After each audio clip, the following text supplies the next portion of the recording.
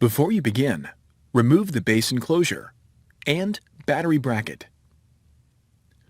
Removal. Disconnect the battery cable from its connector on the system board.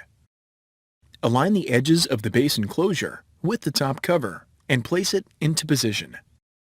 Apply pressure to the edges of the base enclosure until it snaps into place. Turn over the notebook and open the display panel.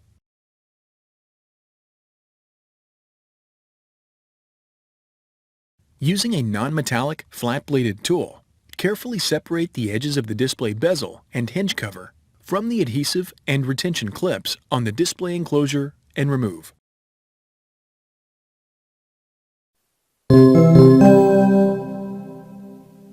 Replacement.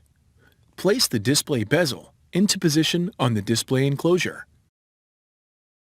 Apply pressure to the edges of the hinge cover and display bezel to snap it into place. Close the display panel and turn the notebook over.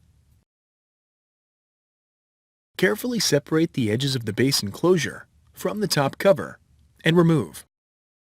Connect the battery cable into its connector on the system board. Thanks for watching. Please click subscribe for more videos and weekly updates.